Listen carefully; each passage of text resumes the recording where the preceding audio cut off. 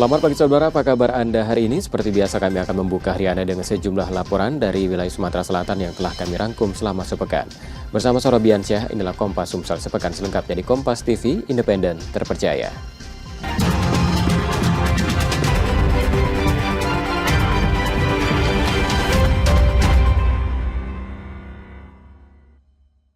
Dia demonstrasi tak mereka pada saat itu.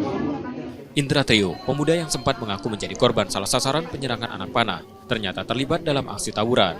Fakta tersebut terungkap setelah polisi melakukan olah tempat kejadian perkara dan penyelidikan lebih lanjut. Indra bersama rekannya diketahui ikut tawuran pada Kamis 5 Juni 2025 dini hari di kawasan 5 Ulu Palembang. Dalam aksi itu, sebuah anak panah mengenai wajah hingga menancap di pipi. Takut dimarahi orang tuanya, warga Lorong Jaya Laksana Kelurahan 34 Ulu Kecamatan Seberang Ulu 2 itu mengaku sedang membeli makanan saat tiba-tiba diserang. Berbohong, ingin cari makan dengan temannya lewat kemudian diserang orang. Yang pada akhirnya itu informasi yang tidak benar. Kemudian setelah kami dalami ternyata mereka merencanakan untuk tawuran di 5 Ulu di tempat yang tersembunyi. Ya. Mereka belum sempat melakukan yang bersifat pertemuan yang besar, namun ada satu korban yang mungkin dari lawannya yang mengeluarkan panah dari jarak jauh kemudian menendang di pipinya. Meski terbukti sebagai pelaku tawuran, laporan Indra tetap diproses polisi. Saat ini pelaku yang memanah korban masih dalam pengejaran. Yudi Kiswanto, Kompas TV, Palembang, Sumatera Selatan.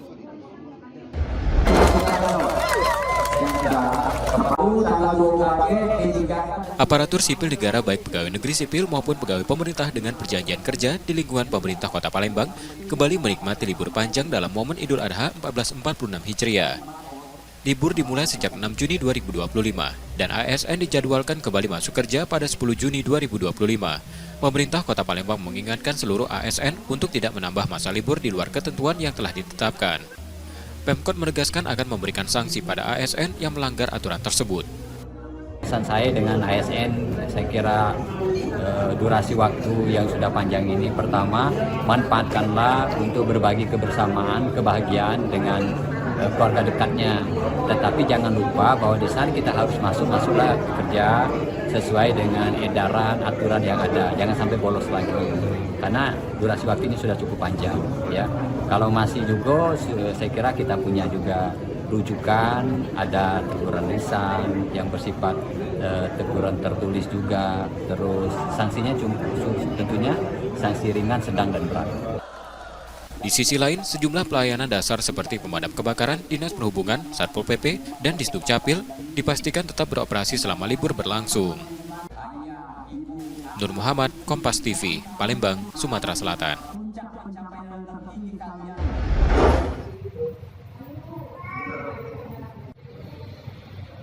Data dari BPS Sumatera Selatan menunjukkan tingkat okupansi hotel berbintang di Palembang mengalami fluktuasi awal tahun ini, yakni 43,65% pada Januari, 45,18% pada Februari, dan turun menjadi 31,46% pada Maret.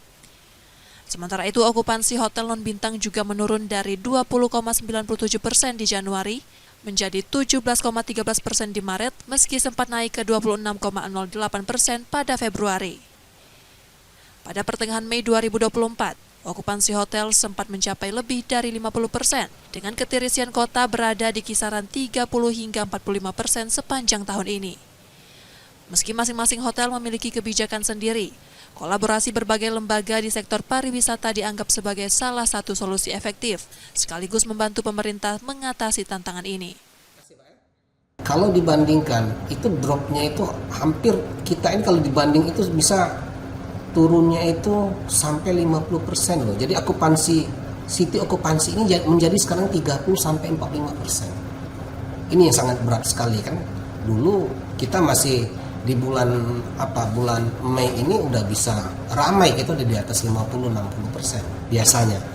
Tapi sekarang ini untuk narik ini sangat sulit sekali.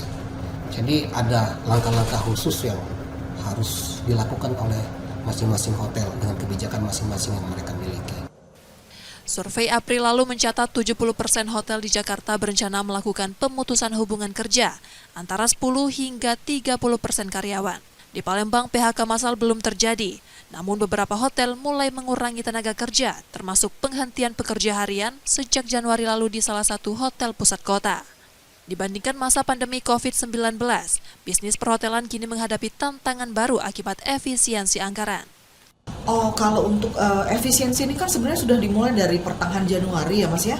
Nah kalau itu sih sebenarnya kita sudah lakukan penanggulangan lebih awal. Jadi biasanya kita punya daily worker namanya. Nah si daily worker ini memang sudah ditiadakan semenjak bulan Februari lah itu. Seperti yang kita lihat dari berita juga kayak tempat-tempat Jakarta ya banyak yang tutup juga ya. Ya mudah-mudahan nggak begitu ya. Mudah-mudahan pemerintah lebih terbuka ke depannya, lebih diperhatikan lagi lah untuk bisnis perhotelan ini. Mudah-mudahan ada perubahan lah Mas dari pemerintah ya. Itu harapan dari kita ya. Pemerintah diharapkan dapat mengambil kebijakan strategis untuk mengatasi tekanan ini dan menjaga stabilitas industri perhotelan di Sumatera Selatan. Muhammad Reza Pahlevi, Kompas TV, Palembang, Sumatera Selatan.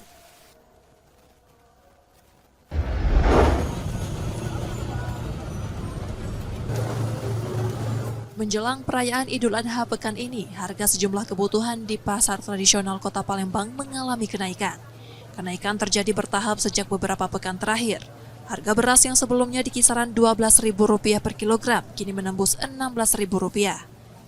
Kenaikan juga terjadi pada telur ayam dari Rp24.000 menjadi Rp26.000 per kilogram. Sementara harga minyak goreng naik dari Rp16.000 menjadi Rp20.000 per liter. Jelas lah, otomatis berkurang jauh. Ya seluruh bukan hanya sembako, seluruh barang sekarang naik. Coba Anda lihat, kalau cuma sekarang sepi di pasar ini.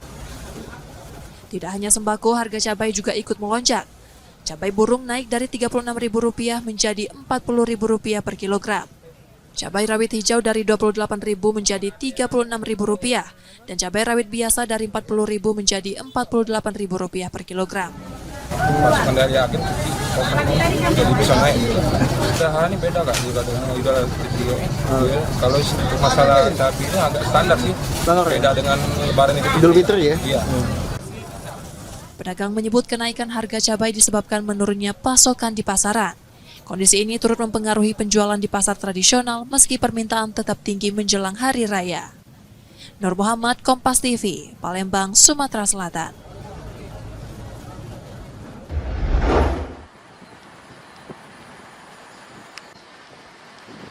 Seorang oknum pengacara berinisial MO dan kliennya MA yang merupakan terpidana kasus korupsi internet desa telah ditetapkan sebagai tersangka tim penyidik Dinsus Kejati Sumsel.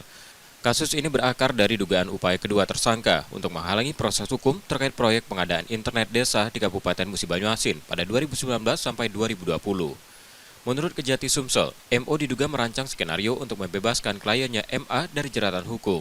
Modusnya mereka mencoba menutupi peran MA dalam aliran dana proyek internet desa senilai Rp9 miliar. Mereka berusaha mengalihkan perhatian dengan menyebutkan dana tersebut diterima Ridwan, Kepala Seksi Keuangan Desa, Dinas PMD Musi Banyuasin yang kini juga menjadi tersangka. Kasus ini tergolong dalam perintangan penyidikan muncul setelah MA yang sebelumnya sudah ditetapkan sebagai tersangka dalam kasus korupsi, khawatir aliran dana yang diterimanya akan terbongkar. Telah bersama-sama dan bersepakat untuk membuat skenario dan mengarahkan fakta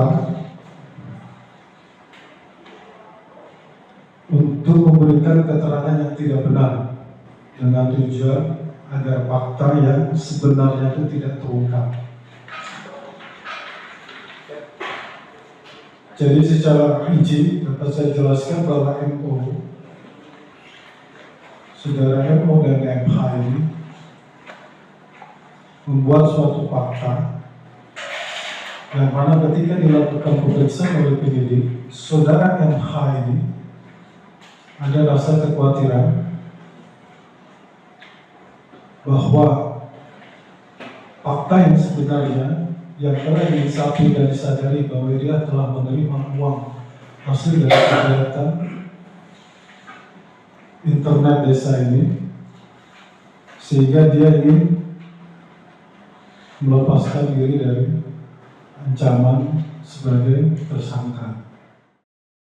Saat ini kedua tersangka telah ditahan selama 20 hari di Rutan Pakjo Palembang untuk proses hukum lebih lanjut. Kejaksaan Tinggi Sumatera Selatan berkomitmen untuk menuntaskan kasus ini secara transparan dan tegas. Yudi Kiswanto, Kompas TV, Palembang, Sumatera Selatan.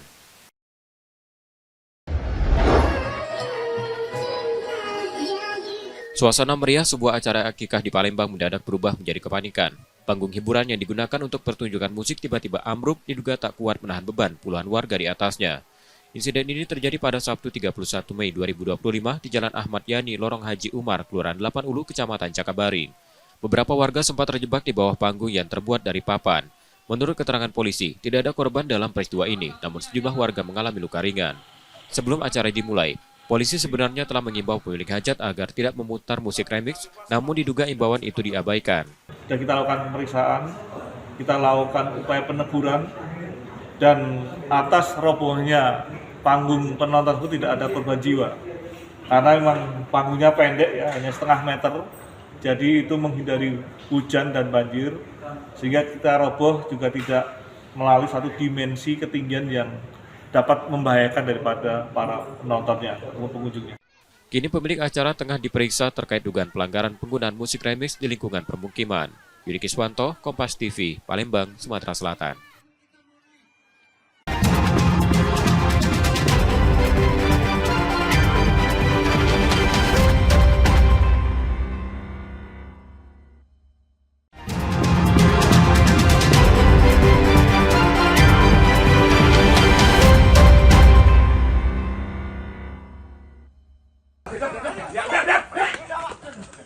Ini merupakan upaya penangkapan pelaku pembacokan seorang calon pengantin pria yang terjadi di Palembang pada 11 Mei 2025 lalu.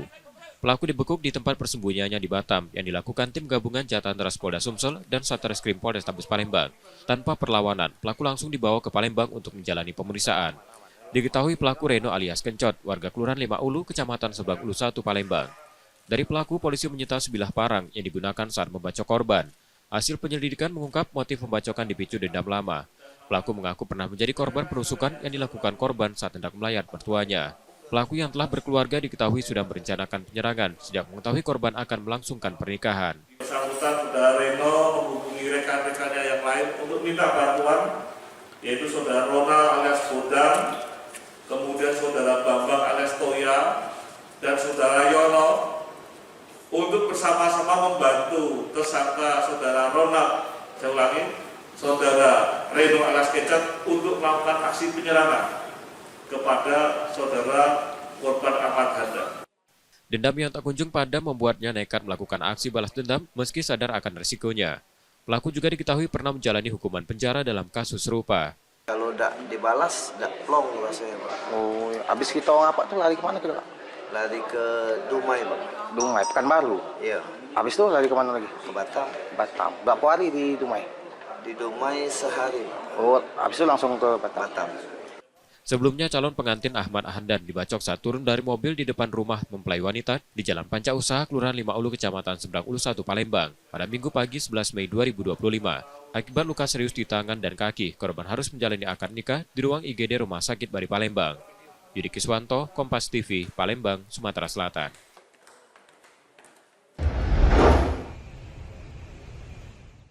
Satuan Reskrim Polsek Ilir Barat 1 Palembang meringkus 2 pelaku perampokan disertai pembacokan seorang marbot masjid di Palembang. Kedua pelaku Ki Agus M. Yunus dan Engki Ramdan ditangkap di 2 lokasi berbeda. Ki Agus ditangkap di pos jaga sebuah kos-kosan, sedangkan Engki diringkus di area parkir restoran cepat saji di kawasan Demang Lebar Daun. Dari penangkapan tersebut, polisi menyita sebilah senjata tajam yang digunakan saat beraksi, serta 1 motor milik korban yang sempat dijual pelaku. Uang hasil penjualan digunakan untuk kebutuhan sehari-hari. Identitas keduanya terungkap melalui rekaman kamera pengawas yang merekam aksi kejahatan mereka. Video tersebut sempat viral di media sosial dan memudahkan petugas mengidentifikasi pelaku. Karena konsentrasi tersangka yang membacok dan korban melakukan perlawanan, rekannya yaitu saudara Rama membantu melakukan perampasan sepeda motor miliknya. Kemudian ketika saudara Nurkolis mengejar sepeda motornya, saudara tersangka itu Yunus mengambil sepeda motornya melarikan diri. Keduanya dikenal sering melukai korban bila melawan. Dalam aksi yang terjadi pada Minggu 4 Mei 2025, korban seorang penjaga masjid diserang tiba-tiba saat akan membuka pagar masjid. Akibat bacokan pelaku, tangan korban terluka serius. Saat korban tak berdaya, pelaku membawa kabur motor miliknya. Ada kerja. Kamu kerja apa hari-hari? Kamu umur berapa? 23. Kamu sudah berapa kali masuk penjara? 2 kali, berarti residivis. Yang pertama kasus apa? Sajam. Yang kedua? Kini kedua pelaku terancam hukuman maksimal 7 tahun penjara. Yudi Kiswanto, Kompas TV, Palembang, Sumatera Selatan.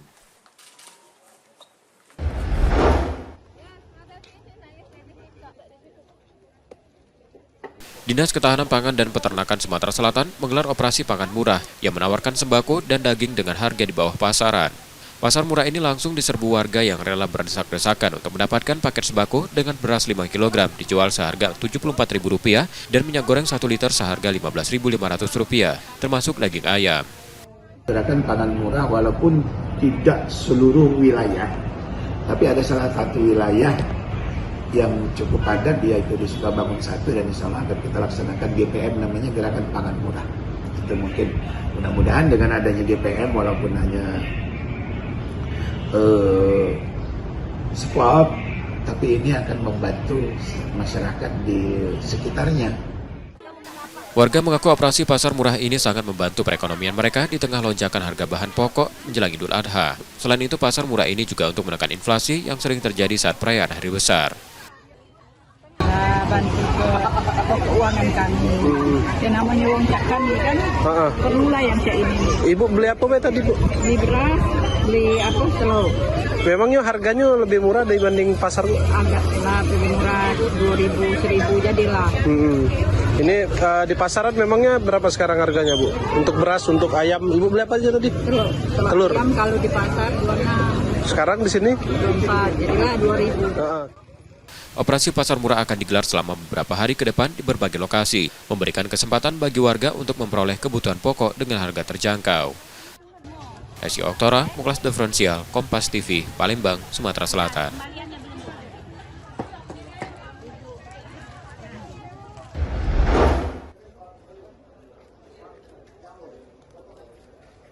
Antoni, warga Kebun Bunga Sukarami, Palembang, ditangkap polisi saat membawa sabu seberat 11 kg. Ia diketahui merupakan seorang kurir narkoba yang masuk dalam target operasi berdasarkan hasil pengembangan kasus peredaran narkotika di wilayah tempat tinggalnya.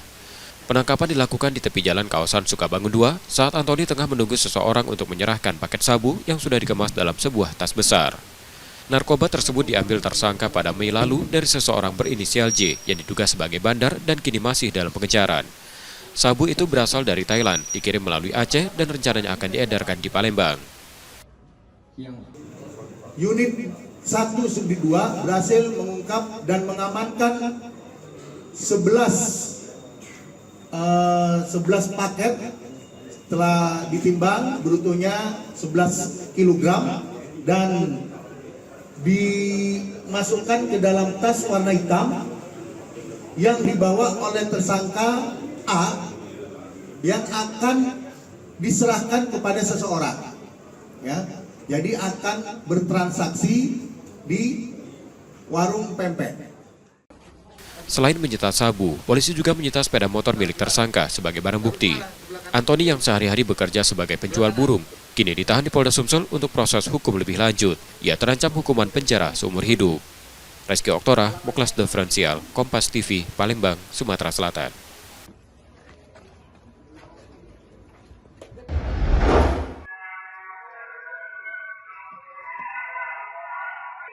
Pencurian sepeda motor kembali terjadi di Palembang, kali ini menyasar rumah di kawasan Ilir Barat 1. Rekaman kamera pengawas memperlihatkan 3 pelaku membawa kabur sepeda motor yang terparkir di halaman rumah. 1 pelaku terlihat mengawasi situasi di samping rumah, sementara 2 lainnya beraksi mengambil motor. Pelaku bahkan sempat mengetuk pintu rumah untuk mengalihkan perhatian warga yang melintas di lokasi. Pemilik sepeda motor Randy Mahendra mengungkapkan, adiknya sempat mendengar ketukan pintu, namun karena mengantuk, tidak sempat melihat keluar. Dari ciri-ciri pelaku, Randy menduga 3 orang tersebut merupakan komplotan curanmor yang sering beraksi di kawasan 26 Ilir. Pas subuh tuh ada yang ngetok so tu. Nah adik ni tak perlu dihiraukannya kan, hirau siapa? Kiranya aku kan baru balik so tu. Paginya dia nak sekolah jadi tengok motor. Dikiranya aku ni tidur tempat kawan apa macam mana kan. Jadi pas ini tengok motor tak katik, jadi dia ngedor lah pintu kamar. Pas ini ada aku, jadi dia ngomong ada bangunnya aku. Kak hati motor hilang aja. Langsung ini ke apa? Ke Pak RT kan ngelapor. Jadi Pak RT langsung ke ini katanya ke Polsek IB1. Yang pas ngetok itu siapa itu kira-kira? Nah, ya ngetok tuh yang ini tuh lah, yang maling tuh lah. Mungkin dia tuh, iya mungkin dia tuh ngecek bisa menadu wong pasti ini ya. Berbekal rekaman kamera yang viral di media sosial, Randy melaporkan kejadian ini ke Polsek Ilir Barat 1 Palembang untuk ditindaklanjuti. Reski Oktora, Muklas Diferensial, Kompas TV, Palembang, Sumatera Selatan.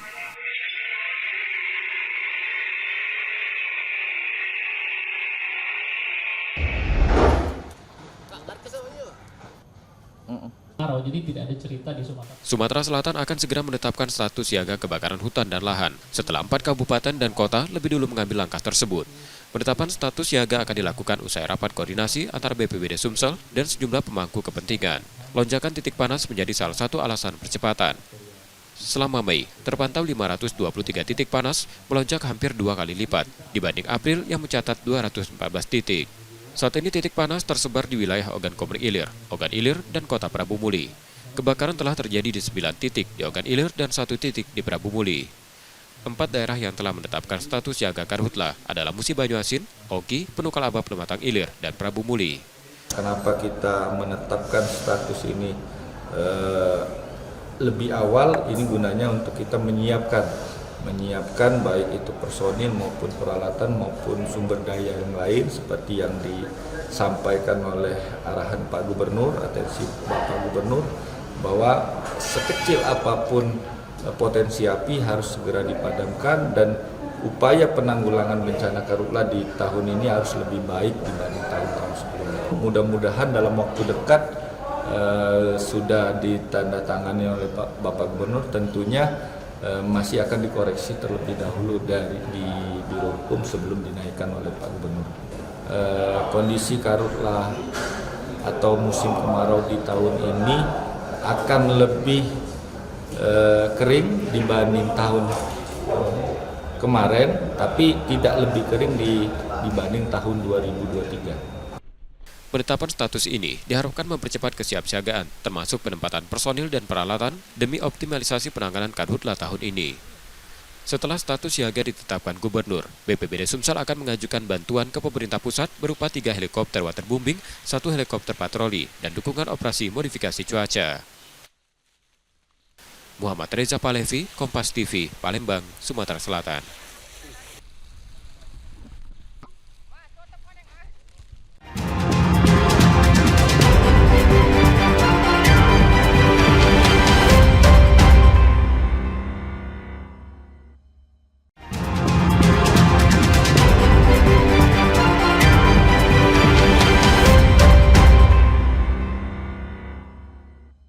Izin Komandan, selamat siang, melaporkan untuk anggota Lombok telah berhasil. 2 kurir penyeludupan benih lobster ditangkap anggota Satlantas Polrestabes Palembang di kawasan Kecamatan Kertapati Palembang, Selasa 3 Mei 2025 siang.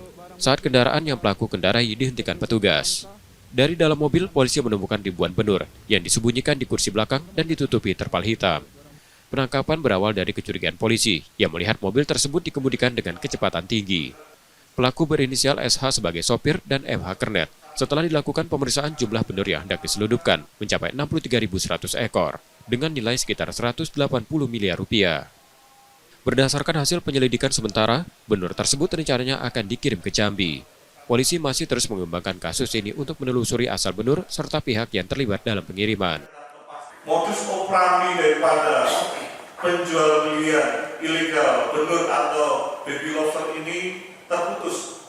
Saat ini terputus yang sedang kami dalami kepada pihak-pihak termasuk pemilik kendaraan karena informasi awal kendaraan rental artinya adalah proses transportasi itu juga terputus, yang nantinya akan kami cek kebenarannya di lapangan.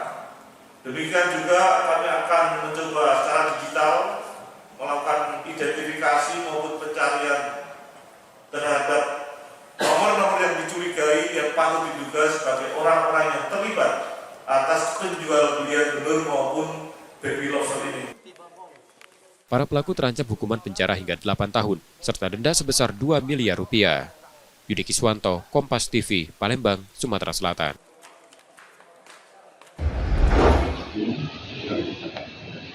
Indra Trio, pria berusia 20 tahun, asal Lorong Jaya Laksana, Kelurahan 340 Ulu, Kecamatan Seberang Ulu 2, Palembang, menjadi korban penyerangan dengan busur dan anak panah yang menancap di wajahnya.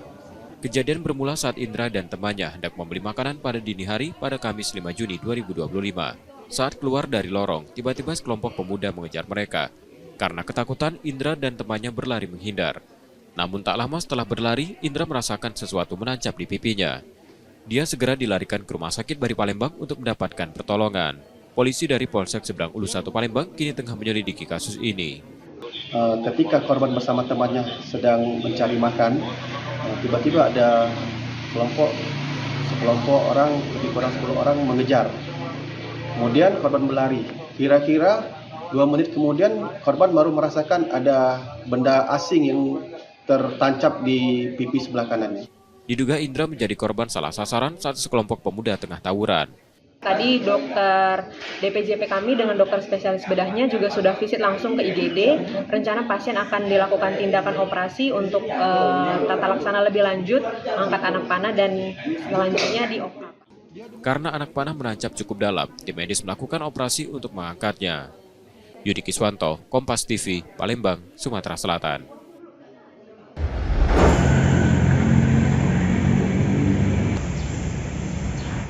Cuaca yang lebih bersahabat tahun ini berdampak positif pada kesehatan warga Palembang. Dinas Kesehatan Kota Palembang mencatat jumlah penderita infeksi saluran pernapasan akut dan demam berdarah dengue menurun signifikan dibanding tahun lalu.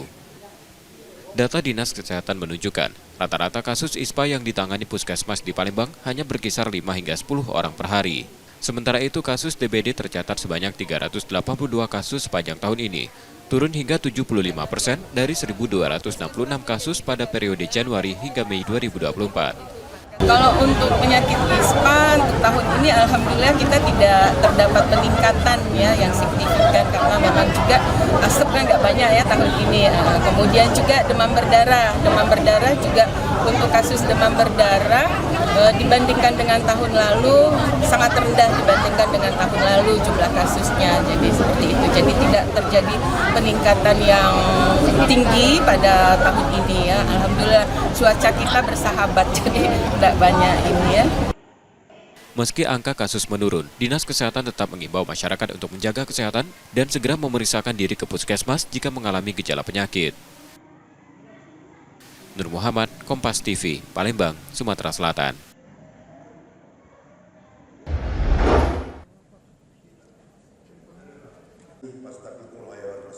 Menteri Pendidikan Dasar dan Menengah Abdul Mukti menegaskan putusan Mahkamah Konstitusi terkait kewajiban pemerintah menyediakan pendidikan dasar gratis menjadi perhatian serius.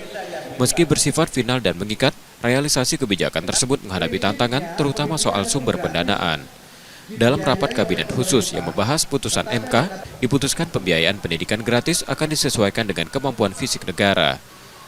Sekolah negeri menjadi prioritas, sementara sekolah swasta tidak termasuk dalam skema gratis penuhnya. Pak, gimana nih Pak?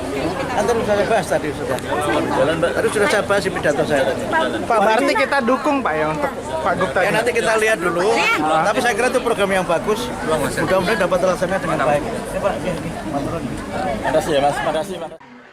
Abdul Mukti juga menyampaikan sejumlah program bantuan pendidikan yang akan digulirkan tahun ini. Di antaranya dana BOS untuk sekolah negeri dan swasta, serta bantuan insentif pemerintah bagi siswa dari keluarga tidak mampu. Selain itu, pemerintah menyiapkan anggaran sebesar 16,9 triliun rupiah melalui dana alokasi pusat untuk mendukung perbaikan sarana dan prasarana lebih dari 11.000 satuan pendidikan di seluruh Indonesia. Muhammad Reza Pahlevi, Kompas TV, Palembang, Sumatera Selatan.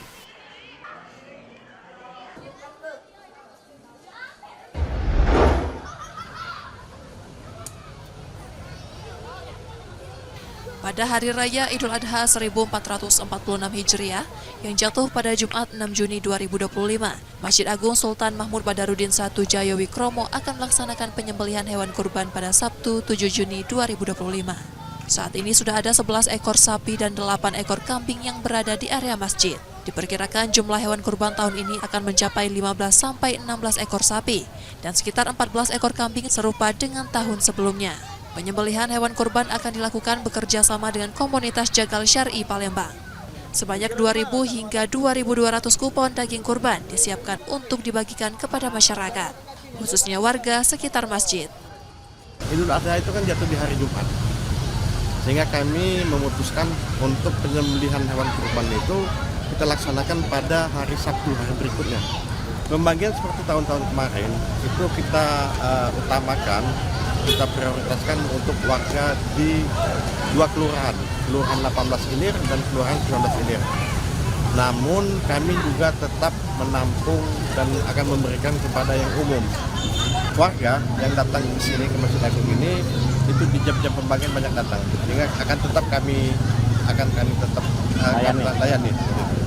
Estimasi kami sekitar 2.200 untuk tahun ini kami siapkan 2.200 kantong untuk kami bagikan. Panitia mengimbau agar masyarakat tetap tertib selama pelaksanaan agar kegiatan berjalan lancar dan lebih baik dibanding tahun-tahun sebelumnya. Muhammad Reza Pahlevi, Kompas TV, Palembang, Sumatera Selatan.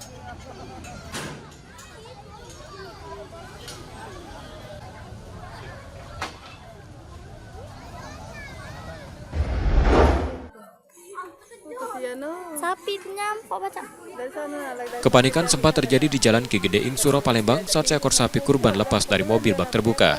Sapi berwarna putih itu berlari sekitar 40 meter dan masuk ke anak sungai, membuat warga kewalahan mengejarnya. Sapi sempat memberontak saat hendak ditangkap dengan tali, hingga akhirnya berhasil dievakuasi setelah hampir 2 jam upaya puluhan warga menariknya dari aliran sungai. Baru turun dari mobil dia lah ngamuk lalu ya tali itu ada salah satu yang putus, lalu ya nggak bisa lagi ditarik, lari loncatlah dia dari sungai, dari daman, hanyut dari sini terus dia terprosok sekitar sejam, bendem lah ibarat, terus sampai itu ditarik orang yang banyak, sekitar 20-an, sampailah dari sini langsung dibawa tarik ke atas. Sampai alhamdulillah ya sampai sini ya hasil kurban bisa diamankan selamat. Ini sapi apa Kak? Sapi untuk kurban? Untuk kurban. Sapi. Iya. Meski sempat mengamuk, insiden tersebut tidak menimbulkan korban. Aksi heboh ini pun terekam kamera warga dan menjadi perbincangan ramai di media sosial. Reski Oktora, Muklas Diferensial, Kompas TV, Palembang, Sumatera Selatan.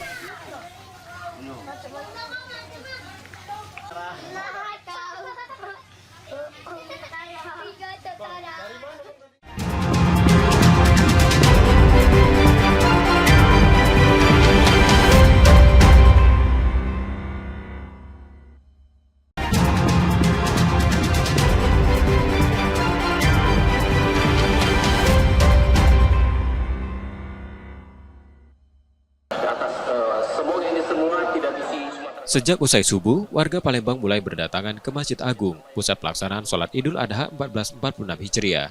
Lautan jemaah memadati kawasan sekitar masjid, meluber hingga ke Jembatan Ampera yang telah ditutup sejak pukul 6 pagi.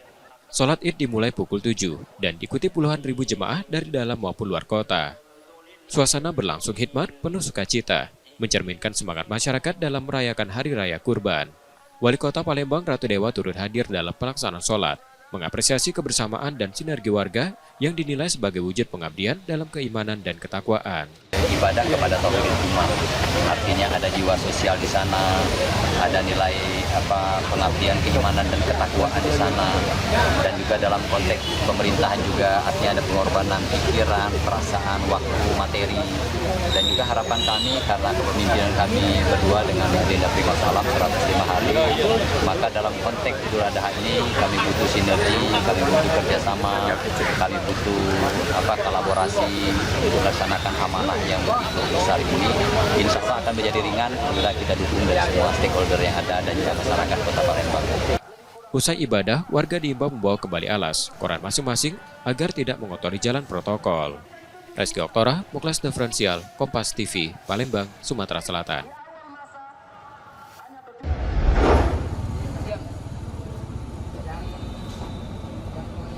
Dinas Pemuda dan Olahraga Sumatera Selatan tengah mengajukan permohonan ke Direktorat Jenderal Kekayaan Negara untuk menetapkan nilai pemanfaatan Stadion Madia Bumi Sriwijaya Palembang. Penetapan ini menjadi dasar bagi pihak yang ingin mengelola atau menggunakan stadion secara lebih luas dan profesional. Meski skema pengelolaan jangka panjang masih dalam tahap perencanaan, saat ini stadion tetap dapat digunakan masyarakat. Pemanfaatannya mengacu pada tarif yang telah diatur dalam Peraturan Daerah Nomor 23 Tahun 2023 tentang retribusi daerah. Kita kan terbuka, kalaupun memang ada pihak lain yang ingin mengelola Stadion Bumi Sriwijaya ini, kita sudah mengajukan ke DJKN untuk menafsir.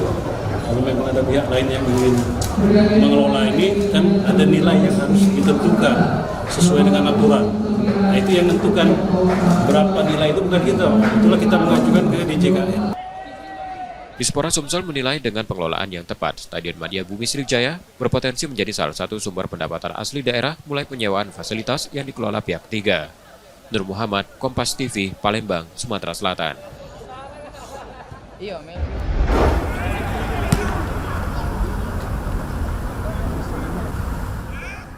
Erik menyebut pemusatan latihan selama 6 hari di Bali menjadi salah satu alasan terciptanya kebersamaan antar pemain. Di mana sebelumnya pemain hanya berkumpul 1-2 hari sebelum pertandingan. Kita punya cukup waktu lah untuk tim ini bisa lebih bersama dan mereka mulai juga recovery karena kan habis season panjang kan mayoritas dari mereka. Jadi ya saya lihat juga chemistry-nya juga mulai terbangun, ya nanti kita lihat hasilnya.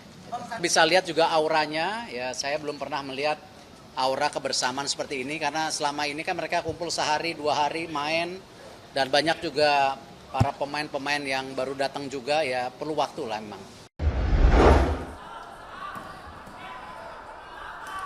Berbeda dari penyelenggaraan edisi sebelumnya, Indonesia Open 2025 bernuansa biru.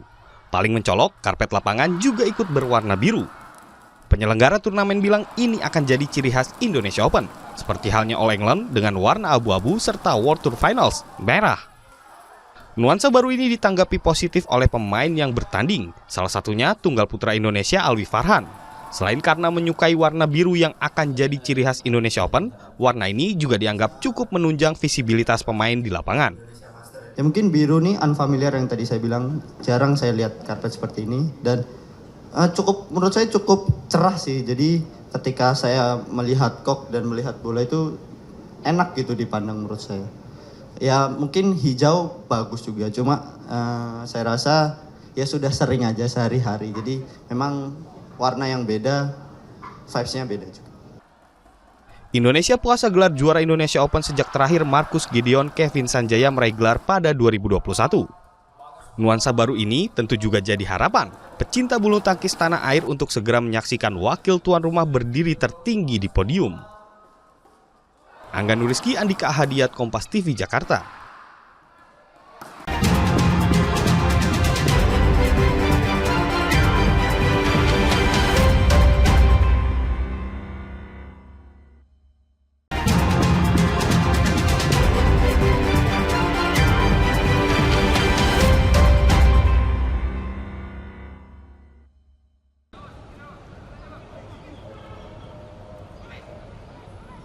Tim EPA SFC U20 menyelesaikan laga uji coba terakhir lawan tim lokal David FC pada pertengahan pekan ini dengan kemenangan 3-2. Sebelumnya mereka juga sukses mengalahkan Farmel Hatta 2-1 dan Perez Grata dengan skor 5-0. Dari 3 laga uji coba lokal tersebut, EPA SFC U20 selalu meraih kemenangan. Tim pencari bakat SFC mengapresiasi peningkatan permainan para calon pemain selama beberapa waktu terakhir. Meski begitu, evaluasi masih akan terus dilakukan di berbagai lini. Untuk hari ini progresnya lumayan bagus, dan baik dari segi fisik mereka sudah menunjukkan ada peningkatan ya. Terus kerjasama tim juga mereka sudah saling berkomunikasi. Memang ada beberapa pemain yang masih mungkin masih malu-malu atau apa. Ya tetap kita ini nanti antisipasi karena memang ada pengurangan. Dalam waktu dekat, beberapa pemain akan dicoret hingga tersisa 25 nama untuk melangkah ke tahap berikutnya. Nur Muhammad, Kompas TV, Palembang, Sumatera Selatan.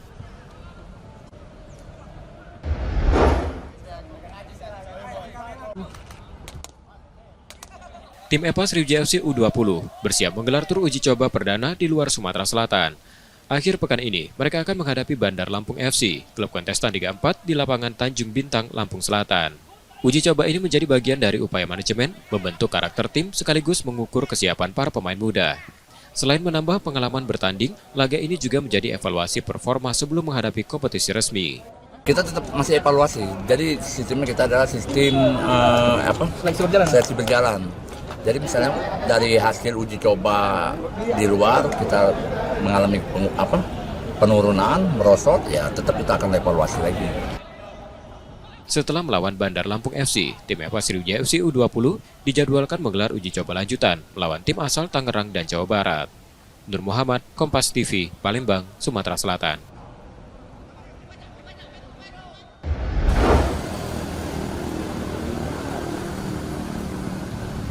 Suasana lengang terlihat di salah satu pusat oleh-oleh haji di kawasan M. Isa Palembang, Sumatera Selatan.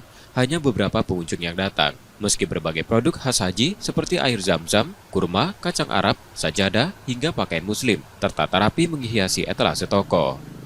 Pembatasan barang bawaan jemaah haji di tahun sebelumnya menjadikan toko oleh-oleh tetap diburu sebagai alternatif. Namun tahun ini penjualan menurun signifikan, diperkirakan turun hingga 60%. Meski tak seramai tahun-tahun sebelumnya, pembeli masih terlihat. Sekitar 250 liter air zam-zam sudah terjual. Selain penjualan satuan, toko ini juga menyediakan paket oleh-oleh yang bisa dipesan lebih awal dan diambil saat kepulangan dari Tanah Suci. Tercatat baru 1000% baik dalam bentuk satuan maupun paket yang masuk tahun ini. Sedikit menurun malah daripada di tahun-tahun sebelumnya. Kalau di tahun-tahun sebelumnya itu malah lumayan ramai, cuman di tahun ini penjualannya menurun lebih sepi, 60%. Bisa mencapai 60% penurunannya. Iya. Buat jamaah-jamaah hajinya itu dibatasin, buat pembawaannya, bawanya itu dibatasin. Jadi biasanya mereka perlu buat tambahan, tapi di tahun ini cukup menurun sih. Sebagian konsumen datang bukan untuk diri sendiri, melainkan membelikan pesanan keluarga yang tengah menunaikan ibadah haji. Oleh-oleh haji mas, buat buat keluarga yang lagi haji kan. Ya ini biasanya kalau nyari oleh-oleh haji biasanya ke toko ini mas. Apa aja di mas yang kita cari ini mas? Iya nyari ada jam-jam, ya kayak misalnya kacang-kacangan, baju-baju oleh-oleh haji, pokoknya yang haji kan lengkap di sini mas. Jadi kan soalnya kan nggak bisa bawa banyak kan dari sana kan. Jadi kita tetap belinya di Palembang. Harga air zam-zam bervariasi, mulai dari Rp100.000 untuk ukuran 1 liter hingga Rp450.000 untuk 5 liter. Sementara paket oleh-oleh dibanderol antara Rp15.000 hingga Rp35.000, tergantung isi dan pilihan konsumen. Muhammad Reza Pahlevi, Kompas TV, Palembang, Sumatera Selatan.